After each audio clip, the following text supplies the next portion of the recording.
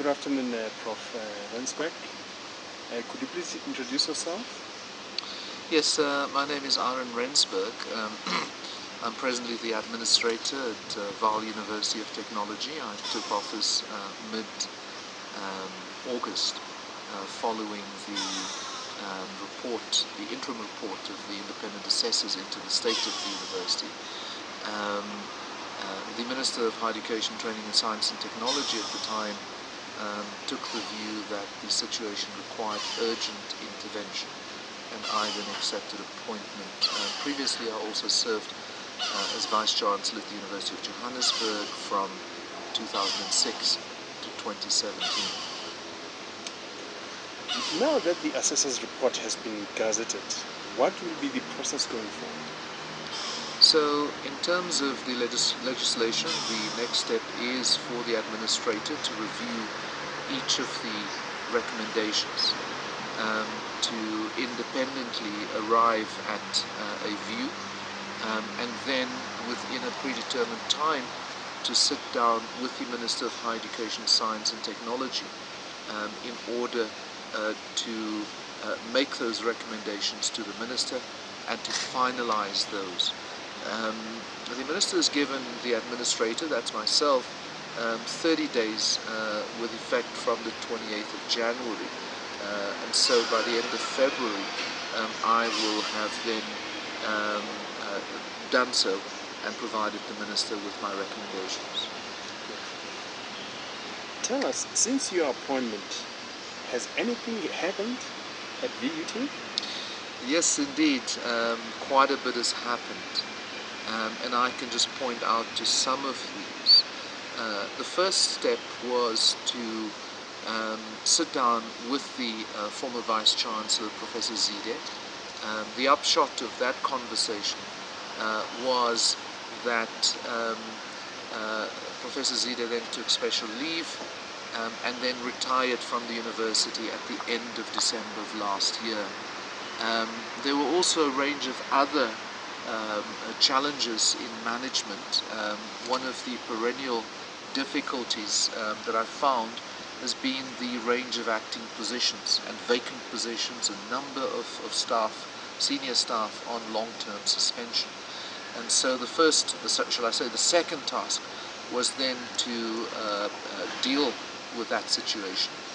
I can now confirm that we will see two new Deputy Vice Chancellors take office.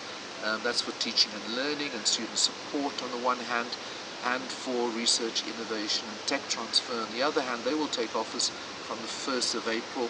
We will also have a new Chief Financial Officer in place from the 1st of April, and these three senior appointments combined with the appointment of the new head for projects and resourcing, I believe those four critical appointments, important appointments, will set or place the university in really good stead.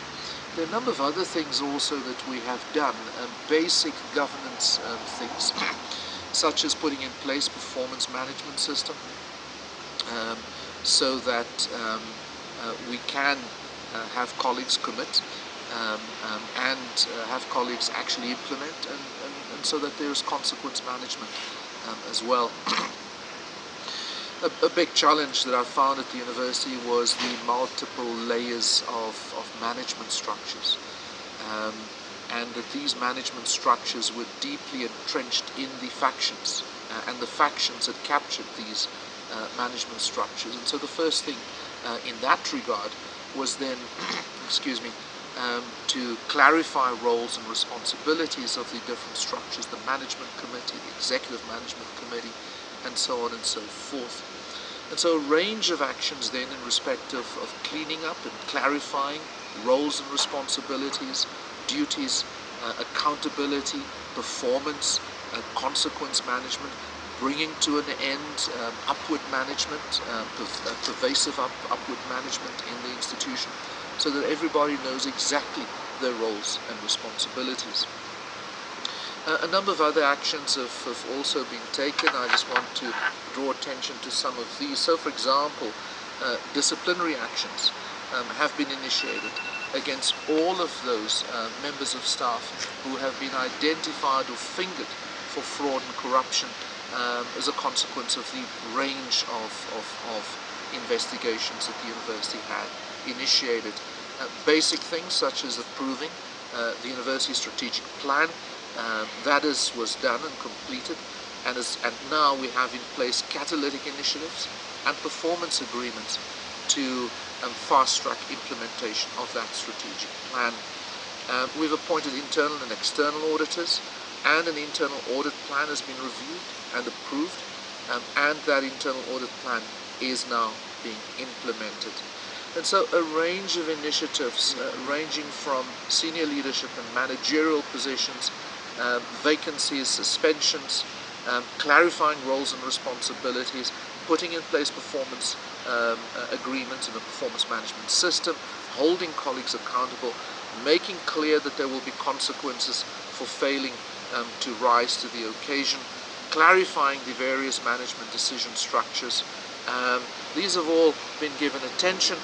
Obviously a big issue for us is cash flow management in the institution, and so one of the big actions that we had to take was to engage NSFAS with 300 million rands in outstanding fees due to the university, advanced by the university.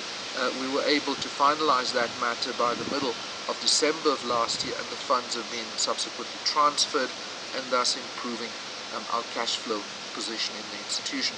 And so a range of initiatives have been put in place, largely the result of the interim report of the assessors, but also informed by my own experiences in the setting itself.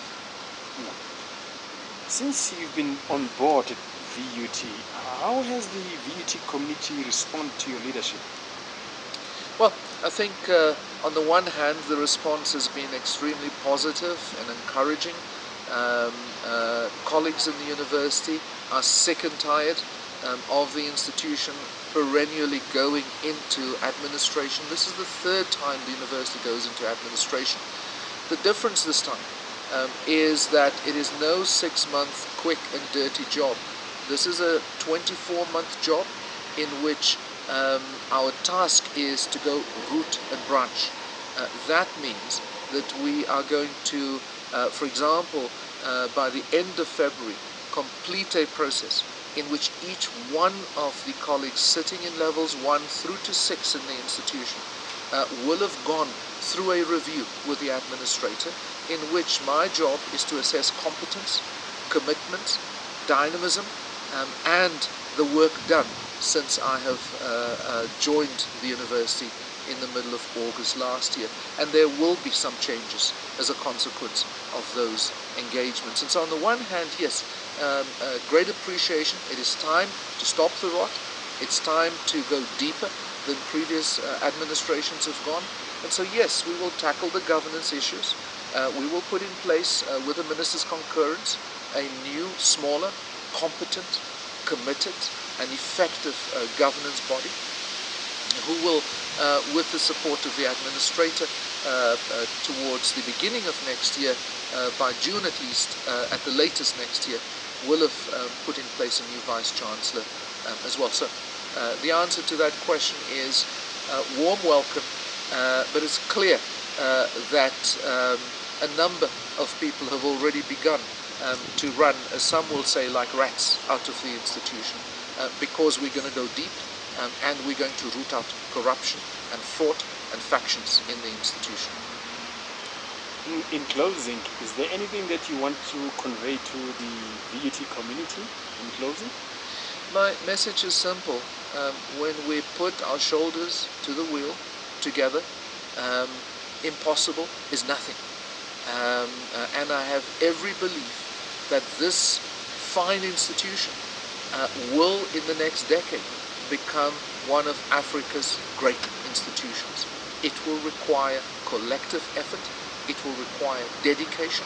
It will require commitment. It will require dynamism. It will require agility. And all of that resides in each one of us. And so my call to our internal and external community is let's join forces together to build our institution into the great institution that South Africa, Africa, and the world expects us to establish.